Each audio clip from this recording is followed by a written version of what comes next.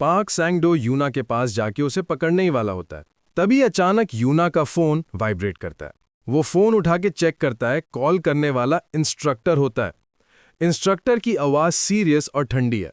Park सैंगडो, अगर तुम बच्चों के सिर के एक भी बाल को छुओगे, मैं अपनी जान डाल दूंगा तुम्हें मारने के लिए। पार्क सैंगडो बिल्कुल कैजुअल रह के मुस्कुराता है। बहुत दिनों से नहीं सुना ग्वांग युसुंगबे। वैसे इतनी डरावने बातें क्यों कर रहे हो, बताओ ना। क्या तुम फिक्र कर रहे हो कि मैं बच्चों को तुम्हारी तरह अपाहिज बना दूंगा सुनबे? इंस्ट्रक्टर गुस्से में बेसहारा होकर गालियां देने लगते हैं। पार्क सैंगडो उन्हें चिढ़ाते हुए बोलता है, अब यह बात चल रही है, एक शर्त लगाएंगे। जब तुम यहां तक पहुंचोगे तब तक कितनी जोड़ी टांगे बची होंगी। अगर तुम सही अंदाज लगाओगे तो मैं चोई उनचांग का बेटा छोड़ दूंगा, पर अगर तुम गलत हो, सुनबे, तुम क्या लगाना चाहोगे? दूसरा टीचर जो पास खड़ा होता है, अंदर से हैरान और डर के बीच सोचता है, इंस्ट्रक्टर क्यों कांपते हुए लग रहा है। फिर वो फोन पर चिल्लाते हुए बोलता है, अरे कोई है यहां क्रिमिनल? साला कहां छुपे हो? ली यूना, किम सुंगू। पार्क सैंगडो एकदम सीरियस टोन में अपना आखिरी मैसेज भेजता है, बेहतर होगा अगर तुम जल्दी आओ, क्योंकि मैं अब शुरू करने वाला हूं। यूना तो बेहोशी का नाटक कर रही होती है। धीरे से फुसफुसाते हुए पीटर को बुलाती है, सुंगू, हे किम सुंगू। कुछ देर बाद टेंशन में वो अपने मन में सोचती है, उसका मुंह खुला हुआ है, क्या वो सच में सो रहा है? कितना लापरवाह हो सकता है कोई, अभी के टाइम पर कैसे सो सकता है? मैं क्या करूं? वो अपने पैर से उसे जगाने की कोशिश करती है, लेकिन पीटर ठंडे टोन में बोलता है, तुम क्या कर रही हो? यूना सरप्राइज होकर कहती है, तुम इतनी जल्दी उठ गए? पीटर शांति से जवाब देता है, मैं तो पहले से सोया ही नहीं था। यूना घबरा के अपना पैर हटा लेती है और हिचक के कहती है, गलत मत समझो, मैं बस तुम्हें जगाने की कोशिश कर रही थी। पीटर हल्का सा मजाक करते हुए बोलता है, तुम्हारे पैरों की बदबू से। यूना और ज्यादा फ्रस्ट्रेट होकर बोलती है, मैं तुम्हें पिंच करने वाली थी। फिर वो अपने बंधे हुए हाथों की रस्सी खोलने की कोशिश करती है। मैंने ट्रेनिंग जो सीखा है वही यूज कर रही हूं, ठीक है, तुम भी करो। वो पीटर की तरफ देखती है तो वो शांत बैठा उसे देख रहा है। यूना उसे पूछती है, तुम क्या कर रहे हो? पीटर शांति से अपने खुले हाथ दिखाता है। यूना शॉक में बोलती है, रुको, तुमने ये कब किया? पीटर बिल्कुल शांत आवाज में बोलता है, काफी टाइम हो गया। फिर पीटर अपने मन में सोचता है, मैं उसे रोक देता अगर कुछ हो जाता तो। यूना उसे समझाते हुए बोलती है, सुनो किम सुंगो, ये सिंपल किडनैपिंग का मामला नहीं है। जिस इंसान को हमने देखा था वो पहले ग्लोरी से जुड़ा हुआ था। पीटर हल्की सी मुस्कान के साथ कहता है, मुझे पता है। वैसे मिस यूना, क्या तुम्हें गैम्बलिंग पसंद है?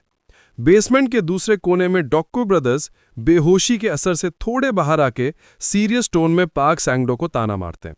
वेल, एक नॉर्मल ऑफिस वर्कर के लिए तुम काफी साहसी हो। यहां काम बस यही खत्म कर सकते हैं, लेकिन हम मिशन के बीच में हैं। तो बताओ, अगर तुम्हें मरने का मन नहीं है, अंकल चोई उनचांग का बेटा कहां है? ये बातें सुनकर पार्क सैंगडो की मुस्कान और ज्यादा शातिर हो जाती है। धीरे से वो जवाब देता है, तुम लोग यंग स्टूडेंट्स होके काफी बदतमीज जुबान रखते हो। मुझे वो पसंद आया, इसलिए मैं तुम्हें एक बेट ऑफर करता हूं, क्या कहते हो? डॉक्को ब्रदर्स एक दूसरे को देख के हंसते हुए बेट एक्सेप्ट कर लेते हैं। पार्क सैंगडो बेट की शर्तें बताता है, अगर तुम लोग जीत गए, मैं तुम्हारी हर एक बात मान लूंगा। मैं चोई उनचांग का बेटा भी छोड़ दूंगा। लेकिन अगर तुम हार गए, वो अपने कोट से छुरे निकालकर एक सिनिस्टर स्माइल के साथ कहता है, तुम मुझे अपना एक पैर दोगे? डॉक्को ब्रदर्स एक्साइटेड होके कहते हैं, ओहो, मुझे लगा तुम बस एक नॉर्मल ऑफिस वर्कर हो, लेकिन तुम्हारे अंदर एक डेयरिंग साइड भी है। हाँ, लेकिन ठीक रहेगा ना अंकल, हम इंश्योर करेंगे कि कल तक तुम व्हीलचेयर पे हो। पार्क सैंगडो एक नाइफ यंग की तरफ फेंकते हुए मुस्कुराता है। बेट्स तभी मजेदार होती हैं जब कंडीशंस फेयर हों। यंग वो नाइफ उठाता है और गुस्से में चिल्लाते हुए हमला करने के लिए चार्ज करता है। तुम्हें रिग्रेट होगा अंकल, क्योंकि मैं नाइफ्स में एक्सपर्ट हूं। दोनों के नाइफ्स टकराते हैं। लड़ाई के बीच यंग सोचता है, ये अंकल इतना भी ग्रेट नहीं है। हम दोनों एक ही टाइप का नाइफ यूज कर रहे हैं, लेकिन उसका स्किल लेवल मुझसे कम है। मैंने अभी तक कोई क्रिटिकल हिट नहीं मारा, लेकिन डैमेज टैक हो रहा है। अगर फाइट लंबी हो गई तो मैं जीत जाऊंगा। फिर अचानक उसे फाइट में कुछ अजीब लगता है। वो सोचता है, ये क्या, कुछ गलत है, ये नाइफ सेम है। तो फिर नर्वस होकर वो पीछे हट जाता है। पार्क सैंगडो मजाक उड़ाते हुए बोलता है, क्या हुआ लड़के, कोई प्रॉब्लम है क्या? यंग गुस्से में नाइफ को देख के कहता है, वो हरामी, इस नाइफ की तो धार ही नहीं है। पीछे से पीटर और यूना भागते हुए आते हैं। वो चिल्लाते हुए कहते हैं, ह्यूंग, जय, हम यहाँ हैं, हम मदद करेंगे।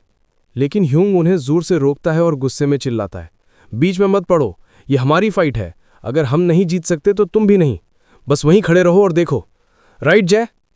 उसका भाई सीरियस एक्सप्रेशन के साथ कहता है, बिल्कुल सही। उस अंकल को नहीं पता हमारा असली मकसद क्या है। उन दोनों को अपना अतीत याद आता है, ऑर्फनेज का लास्ट हर्डल, हेल मंथ। पानी और खाना देने के बजाय हमें सिर्फ एक पिस्टल और एक बुलेट दी गई थी। एक ऐसे जंगल में जहां हजारों जंगली जानवर थे, वहां बचने के लिए हमें सब कुछ करना पड़ा। वो एक बुलेट हर सिचुएशन में काम आती थी, कभी शिकार के लिए, कभी किसी दोस्त को धोखा देने के लिए और कभी खुद को खत्म करने के लिए। लेकिन हमने हार नहीं मानी। मरने के बजाय हमने जीने के लिए लड़ना चुना। हमने अपनी बुलेट आखिर तक संभाल के रखी। अंदर से हमें महसूस होता था, एक दिन वो 2 बुलेट्स हमारी किस्मत तय करेंगी। हेल मंथ खत्म होने के बाद हमें पता चला, ऑर्फनेज के 58th जनरेशन के 181 बच्चों में से सिर्फ हम दोनों ही बचे थे। और तब हमने एक और चौंकाने वाली बात सुनी। हमारी उम्र का एक लड़का था जो डिसाइपल पीटर के नाम से फेमस था। उसने एक ऐसा रिकॉर्ड बनाया जो 58 सालों में किसी ने नहीं तोड़ा। वो अकेला इंसान था जिसने अपनी बुलेट कभी नहीं चलाई और फिर भी जिंदा रहा। दोनों सीरियस टोन में कहते हैं, हमने 10 साल लगाए हैं पीटर जैसा बनने के लिए, सबसे बेस्ट बनने के लिए। दोनों पार्क सांगदो की तरफ तेज हमला करते हुए चिल्लाते हैं, अंकल, तू सिर्फ हमारे रास्ते का एक पत्थर है। जय पार्क को टैकल करके चिल्लाता है, ह्यूंग। ह्यूंग उसके सपोर्ट से हवा में कूदकर हमला करता है। मैंने कहा था ना, मुझे नाइफ देने का रिग्रेट होगा तुम्हें। पार्क सांगदो काम स्माइल के साथ उसका हाथ पकड़ता है और कहता है, सच में? तेरे पैरों की जगह तेरा हाथ काट दूं क्या? ह्यूंग अपने मन में सोचता है, अगर नाइफ की धार ही नहीं है और मैं उसे कट नहीं कर सकता, फिर वो अपना नाइफ जैक को देता है, तो फिर उसको स्टैब करना ही काफी होगा। जय उसको स्टैब करने ही वाला होता है, तब पार्क सांगदो एक ही चाल में उसका नाइफ तोड़ देता है और मुस्कुराकर बोलता है, तुम लोग पीटर जैसा बनना चाहते हो ना? बन सकते हो क्या? जय शॉक में कहता है, उसने नाइफ तोड़ दिया? पार्क सांगदो कामली बोलता है, यह है कुकरी, नेपाली स्टाइल मशेटी। इसका वेट नॉर्मल डैगर से 3 गुना ज्यादा है और मैंने अपनी पूरी जिंदगी इसके साथ ट्रेनिंग की है। पीटर और यूना दोनों तुरंत अलर्ट हो जाते हैं। पार्क सांगदो अपनी बात कंटिन्यू करता है, ये नाइफ से तेज है और कुल्हाड़ी से भारी। ये चीज एक मर्डर वेपन है। दोको ब्रदर्स बिना सोचे समझे गुस्से में चिल्लाते हुए सीधा चार्ज करते हैं, अपनी बकवास बंद करो। पार्क सांगदो स्पीड से डैश मारकर उन दोनों के हमलों का जवाब देता है। अपनी कुकरी से वो दोनों के हाथ और पैरों पर वार करता है। दोनों बेहोश होने से पहले हल्की सी आवाज में कहते हैं, भागो यूना, किम सुंगू, जल्दी। यूना घबराहट में उन्हें पुकारती है, ह्यूंग, जय। पार्क सांगदो शांत टोन में टोकता है, तुम काफी लाउड हो यंग लेडी। वो भी मरे नहीं हैं तो इतना चिल्लाने की जरूरत नहीं है। मैं उन्हें क्यों मारूं जब वो सिर्फ बच्चे हैं? लेकिन फिर भी मुझे अपनी जीत लेनी है, एक पैर हर एक का, सही? जैसे ही पार्क सांगदो ह्यूंग का पैर काटने ही जा रहा होता है, यूना जोर से चिल्लाती है, रुको। उसके पीछे से पीटर शांत लेकिन कॉन्फिडेंट टोन में बोलता है, एक बेट लगाएं, डबल स्टेक्स, 2 पैर और मेरे हाथ भी, अगर चाहे तो मेरा सिर भी ले लेना। पार्क सांगदो थोड़ा हैरान होकर मुस्कुराता है, क्या? तुम तो काफी इंटरेस्टिंग बंदे हो, ग्लोरी के लायक ही हो। ठीक है, मंजूर। वो अपनी कुकरी पीटर की तरफ फेंकता है और कहता है, जब कंडीशंस फेयर होती हैं तब बैट्स और मजेदार होती हैं। तुम्हें एक वेपन चाहिए ना? यूना गुस्से में चिल्लाती है, नहीं नहीं, वो नाइफ। पीटर उसे रोकता और एक मेटल ट्रे उठाते हुए मुस्कुराता है, नहीं, ये काफी होगा। पार्क सांगदो उसको देख के जोर से हंस पड़ता है, एक ट्रे? फुफ। कितना मजा आ रहा है, हिलेरियस। अरे यार, काफी समय बाद आंखों से आंसू निकले। फिर वो थोड़ा शांत होकर पीटर की तरफ देखता है और कहता है, पर बस इतना जान ले स्टूडेंट। वो तेजी से पीटर की तरफ चार्ज करके चिल्लाता है, मैं तुझे आसानी से नहीं छोड़ूंगा। पार्क सांगदो अपनी कुकरी पूरा जोर लगा के स्विंग करता है, लेकिन पीटर अपनी लाइटनिंग रिफ्लेक्सेस से उसका अटैक डॉज कर लेता है। पार्क सांगदो लगातार हमला करता हुआ हंस के बोलता है, तो तुम उस ट्रे को शील्ड की तरह इस्तेमाल कर रहे हो? हाँ, बुरा आइडिया नहीं है, पर बताओ मेरे कितने अटैक्स तक वो निकल सिल्वर ट्रे टिक पाएगी? 10? नहीं, क्या वो एक भी झेल पाएगी? दूसरी तरफ इंस्ट्रक्टर टेंशन में अपने मन में सोचता है, क्या चल रहा है? मैं फिर से वही होने नहीं दे सकता। पार्क सांगदो के हाथ सबको खो नहीं सकता। वो पास्ट में हुआ एक इंसिडेंट याद करते हैं। एक कसीनो के अंदर पार्क सांगदो एक कार डीलर को देखकर थोड़ा मुस्कुराता हुआ कहता है, इतना नर्वस होने की जरूरत नहीं है मिस डीलर, ऐसे सिचुएशंस तो मेरे साथ हमेशा होते रहते हैं। तो बताओ, एक बेट लगाएं, तुम्हें क्या लगता है, मैं यहां से जिंदा जाऊंगा या मरा हुआ? तुम स्मार्ट लगती हो मिस डीलर, तो किस पर बेट करोगी? अगर मैं तुम्हारी जगह होता तो मैं पूरा पैसा लगाता अपनी सर्वाइवल पर। उसके पीछे कसिनो के 5 गार्ड्स चेनसॉज लेकर तैयार खड़े होते हैं। उनमें से एक गार्ड एक्चुअली इंस्ट्रक्टर होता है। वो सीरियस टोन में कहता है, पाक सांगदो, कंपनी तुम्हारे बनाए हुए प्रॉब्लम से बहुत परेशान है। बाहर का गुस्सा थोड़ा शांत करने के लिए तुम्हें सैक्रिफाइस होना पड़ेगा। आज से तुम फायर्ड हो। फिर पांचों एक साथ उस पर हमला करते हैं। वो टीम पूरी तरह से वेटरन किलर से बनी थी, हमारी ऑर्गेनाइजेशन के बी रैंक ऑपरेटिव से। चाहे पाक सांगदो कितना भी स्किल्ड हो, 5 ट्रेंड किलर्स के सामने खड़ा रहना इम्पॉसिबल लगता था। लेकिन उस दिन जब मैंने अपनी आंखों से उसकी नाइफ स्किल्स देखी, लगा जैसे उसने ह्यूमन लिमिट से आगे बढ़ गया हो। और वही पल था जब मैं एक किलर के रूप में मर गया। कोई फर्क नहीं पड़ता था कि चेनसॉ ज्यादा पावरफुल है या नाइफ। असली बात यह थी वो इंसान कितना मॉन्स्ट्रस है जो उस वेपन को पकड़े हुए है। पाक सांगदो अपनी कुकरी से पीटर की ट्रे के 2 टुकड़े कर देता है। वो मुस्कुराते हुए कहते हैं, बड़े लकी हो स्टूडेंट, लेकिन क्या बात है, तुम्हारी इकलौती शील्ड 2 टुकड़ों में टूट गई, हाँ? पीटर शांत खड़ा रहता है, ट्रे के टुकड़े को देखते हुए बिल्कुल कंपोस्ट। यूना घबराहट में अपना छिपा हुआ नाइफ निकलती है और मन में सोचती है, मुझे मदद करनी पड़ेगी। तभी पीटर शांति से बोलता है, तुमने कहा था ये कुकरी है ना? कुकरी ऐसे फेरोशियसली यूज करने वाली हथियार नहीं होती। तो मैं थोड़ा सरप्राइज हुआ। तुम्हारे अटैक्स मेरे सोच से ज्यादा फियर्स थे। वो ट्रे के टुकड़े उठाकर मुस्कुराता है, लेकिन थैंक्स, तुम्हारी वजह से मुझे वेपन मिल गया। पाक सांगदो थोड़ा नर्वस होकर अजीब सी मुस्कान देता है। अच्छा, तो तुम कोई ऑर्डिनरी स्टूडेंट नहीं हो, हाँ? फिर वो अपने मन में सोचता है, क्या चक्कर है इस बंदे का, ये सब कॉन्सिडेंस है? नहीं, अगर पहले के मूव्स पर भी ध्यान से सोचूं तो ये सब कुछ ज्यादा परफेक्ट लग रहा है।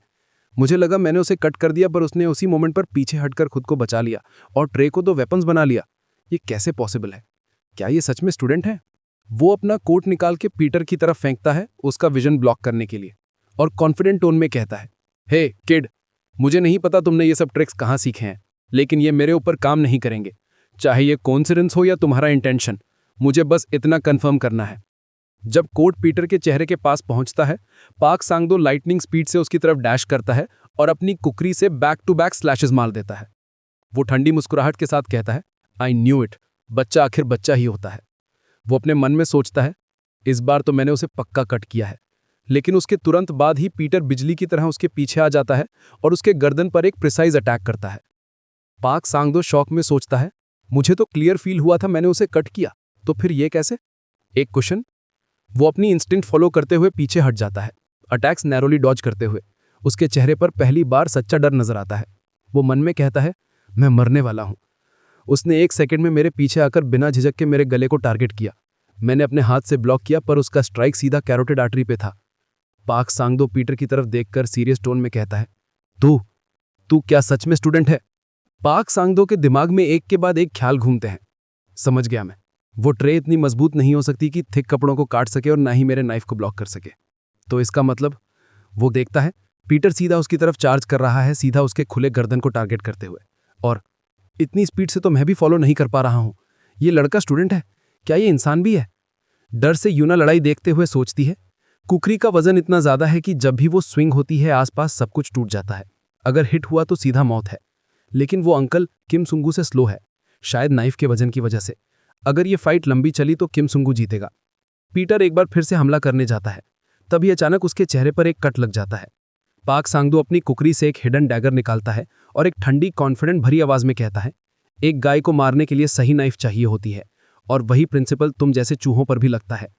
पीटर अपने मन में सोचता है, उसकी कुकरी एक नॉर्मल नाइफ से 3 गुना ज्यादा भारी है, लेकिन जैसे ही उसने उसका वजन छोड़ दिया मेरा स्पीड का एडवांटेज खत्म हो गया। पाक सांगदो पीटर की आंखों पर निशाना बना के हमला करता है।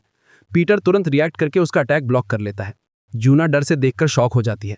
वो अंकल पहले से बिल्कुल अलग लग रहा है, इतना फास्ट, लेकिन कुछ तो अजीब है। वो वेपन स्टैप करने के लिए होता है, फिर वो उसे स्विंग क्यों कर रहा है? पाक सांगदो गुस्से में गालियां देते हुए फिर से हमला करता है, पर एकदम से रुक जाता है। पीटर उसका अटैक डॉज करने की कोशिश नहीं करता, जैसे उसे पहले से ही पता हो क्या होने वाला है। जब पाक सांगदो देखता है कि उसका डैगर उसके हाथ से फिसल गया है, वो शॉक में बोलता है, इम्पॉसिबल, ये कैसे हो सकता है?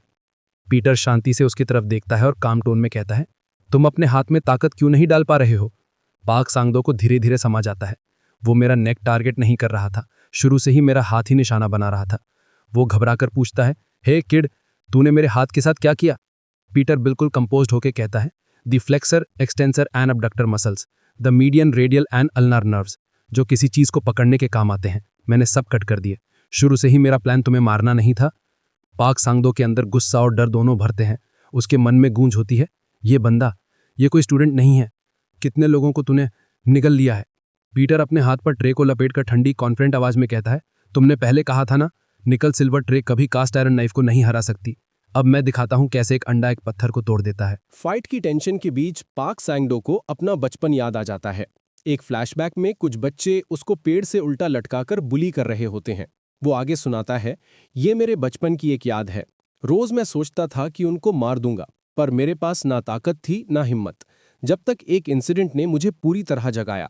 फ्लैशबैक में एक लड़का अपने दो बड़े खूंखार कुत्ते लेकर उसके सामने खड़ा होता है और ताना कसता है, अगर तुम इन दोनों को हरा दोगे तो मैं तुम्हें और चढ़ाऊंगा नहीं, क्या बोलते हो, बेट लगाएं? पाक सांगडो के ख्याल और गहरे हो जाते हैं। उस वक्त जब मैं मरने की तमन्ना कर रहा था, उस सेंटेंस ने मेरे दिल को झटका दिया। मैं कॉर्नर्ड था। फिर अचानक मेरे पैर खुद चल पड़े। पता नहीं क्या हुआ, पर एक चीज सीखी, जब मेरी जिंदगी दांव पर लगती थी मैं मजबूत हो गया। वो आगे बोलता है, डोपामीन, सेरोटोनिन, एड्रीनलिन, हर बार जब मैंने अपनी जान दांव पर लगाई मुझे एक नया प्लेजेंट सेंस ऑफ पावर मिला। मैं अक्सर जीता और मैं सबसे स्ट्रांग हो गया। वो होश में आता है और उसे समझ जाता है कि सिचुएशन कितनी खतरनाक है। पीटर जोर से उसके चिन पर पंच मारता है। पाक सांगडो हवा में उछलकर पास की दीवार से टकराकर गिरता है। उसको यकीन ही नहीं होता ये कैसे हो रहा है, लेकिन पीटर माफ करने वाला नहीं था। वो तुरंत दोबारा दौड़कर हमला करने जाता है। तभी पाक सांगडो जोर से चिल्लाता है, नजदीक मत आओ। उसने अपने हाथ में एक ग्रेनेड लिया होता है और गुस्से में चिल्लाता है, घुटनों के बल बैठ जाओ, नहीं तो मैं सबको उड़ा दूंगा। क्या तुम्हें पता है उन सूटकेस के अंदर क्या है? पीटर शांत खड़ा रहकर उसकी बातें सुनता है। पाक सांगडो तेज आवाज में बोलता है, उनके अंदर बच्चे बंधे हुए हैं जिन्हें तुम ढूंढ रहे हो। प्रेसिडेंट चॉय का बेटा भी उनमें शामिल है। यूना शौक में सोचती है, उस पागल आदमी ने उन लोगों को सूटकेस में बंद कर दिया। नहीं, अगर ग्रेनेड फट गया तो हम सब मर जाएंगे। पाक सांगडो और तेज होकर चिल्लाता है, छत पर जो गैस पाइप दिख रहा है वो फट गया तो सब खत्म, समझे? अगर तुम नहीं मरना चाहते तो घुटनों के बल बैठ जाओ। पीटर क्विकली रिएक्ट करता है। लाइटनिंग स्पीड से दौड़कर वो ग्रेनेड पाक सांगडो के मुंह में घुसा देता है। उसकी आंखें ठंडी पर आवाज एकदम शांत होती है, करो, अगर कर सकते हो तो उड़ा दो सबको। तुमने पहले ग्रेनेड यूज किया है ना, तो तुम्हें पता होना चाहिए। मैं अभी पिन निकाल चुका हूं। अगर मरना नहीं चाहते तो अपना मुंह कस के बंद रखो। फिर वो धीरे से कहता है, इसे कहते हैं असली धमकी। अगले ही पल पीटर उसके मुंह पर एक के बाद एक भारी पंच मारना शुरू करता है। हर पंच इतना सॉलिड होता है कि हवा में वाइब्रेशन महसूस होती है। पाक सांगडो जमीन पर धड़ से गिरता है, दर्द और डर से जूझता हुआ रो पड़ता है। पीटर उसके पास आके झुकता है, उसकी आंखों में देखकर बोलता है, देखते हैं, हाँ अच्छा लग रहा है, ग्रेनेड अभी भी जिंदा है।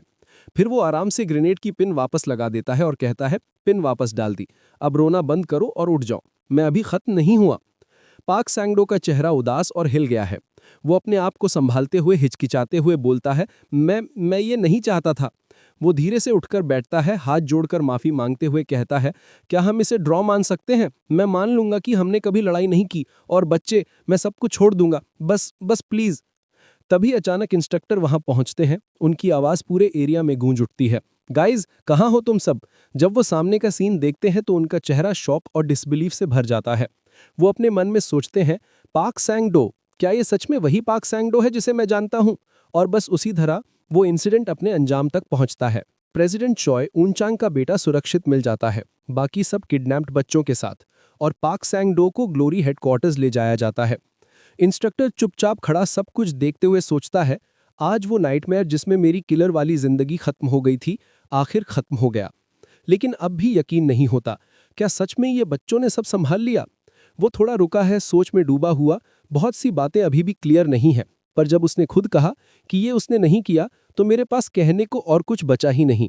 और उसके बाद वो बच्चे ऑफिशियल किलर बन गए। ह्यूंग अपना किलर आईडी देखकर हैरान होकर बोलता है, यही था सच में? हमें रैंक ए मिलना चाहिए था। नहीं, हमने एक प्रिज्यूम्ड एस रैंक किलर को पकड़ा है ना? फिर भी हमें रैंक डी मिल रहा है, सिर्फ रैंक डी। सारे लोग उसे शांत करते हुए कहते हैं, इट्स एम्बैरेसिंग, चुप रहा करो। फिर उनकी हमेशा वाली बकबक शुरू हो जाती है, पर हमें यहाँ क्यों बुलाया था? ये कितना बड़ा मामला है, हम मरने तो नहीं वाले ना? जब वो फ्लोर पर पहुंचते हैं तो सब हैरान रह जाते हैं। दो फीमेल गार्ड्स को देखकर डोगू ब्रदर्स हंसी मजाक में पूछते हैं, क्या यही हमारी मौत वाली जगह है? ह्यूंग थोड़ा नर्वस होकर चिल्लाता है, गलत फ्लोर पर आ गए, दरवाजे बंद करो। अंकल, भैया, दीदी, खैर हम माफी मांगते हैं, अगली बार आएंगे। तभी एक खूबसूरत लड़की उनका स्वागत करने आती है। स्वागत है, हम आपका इंतजार कर रहे थे। डोगू ब्रदर्स का चेहरा उस लड़की को देखते ही लाल हो जाता है। लड़की दोनों गार्ड से कहती है, open up, it's an ally, मेरे पीछे आओ, मैं रास्ता दिखाऊंगी। वो लड़की उनको आलीशान बिल्डिंग का टूर कराती हुई कहती है, हमारे प्रेसिडेंट तुम लोगों में बहुत दिलचस्पी रखते हैं क्योंकि तुमने यंग मास्टर अंग्युल को बचाया। प्रेसिडेंट ने हमें कहा है कि तुम्हारी अच्छी देखभाल करो। चारों का वहां बड़ी शान से ख्याल रखा जाता है, luxury dining, high quality suites, हर चीज टॉप क्लास। फिर वो एक बड़ा दरवाजा खोलती है और अनाउंस करती है, आज का मेन इवेंट यहीं है। डोगू ब्रदर्स जब अंदर घुसते हैं तो उनकी आंखों में चमक आ जाती है। अंदर हर तरफ वेपन्स की लाइन लगती है, लगता है जैसे कोई वेपन्स की लाइब्रेरी हो। लड़की पोलाइटली एक्सप्लेन करती है, देहा ग्रुप के पास दुनिया की बेहतरीन वेपनरी है और हम ग्लोरी किलर्स को कम्बैट के लिए हर पहलू में सपोर्ट करते हैं। आप सब ऑफिशियल किलर्स बने हो। इस मौके पर प्रेसिडेंट ने हुक्म दिया है, जो मर्जी लूट लो। ये सुनकर ह्यूंग एक्साइटेड स्टाइल में कहता है, कब से हम गन से फाइट करने लगे, right Jai? Of course Hyung. अगला ही मोमेंट दोनों इतनी सारी गन्स उठा लेते हैं कि कुछ कहो मत। लड़की थोड़ी ऑकवर्ड होकर कहती है, मैं इन्हें डिलीवरी करवा देती हूँ। यूना हर तरफ रखे वेपन्स देख के हैरान रह जाती है। उसके मन में चल रहा है, वाओ, सिर्फ डमैस्कस नाइज नहीं, S30V स्टील वाले ब्लेड्स भी हैं। क्या ये लोग सच में ये सब मुफ्त में दे रहे हैं?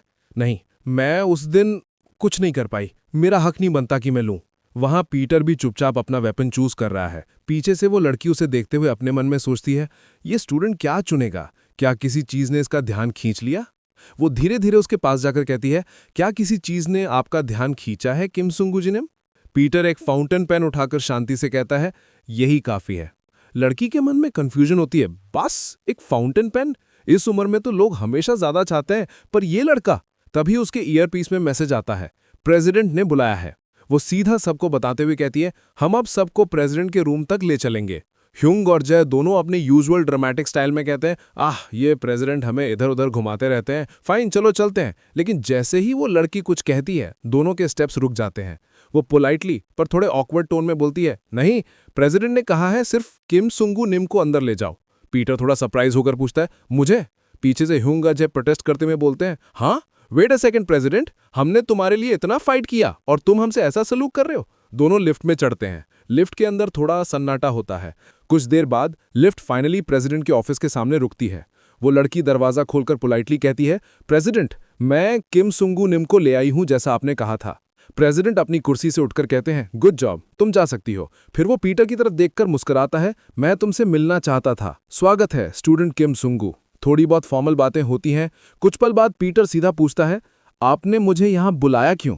प्रेसिडेंट हल्की सी हंसी के साथ कहते हैं, हाँ, मैंने कहा था ना, मैं तुमसे मिलना चाहता था, और कोई खास वजह नहीं है, तो इतना टेंस मत हो। लेकिन फिर वो अपनी सीट से उठकर पीटर के पास आता है और उसका टोन अचानक सीरियस हो जाता है। नहीं, असल में शायद एक वजह है तुम्हारे यहां होने की।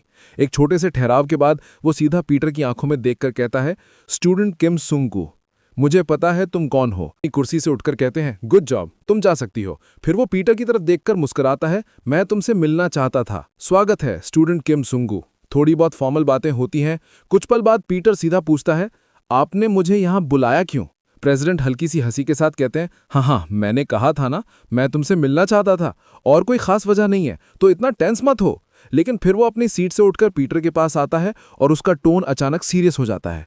नहीं, असल में शायद एक वजह है तुम्हारे यहां होने की।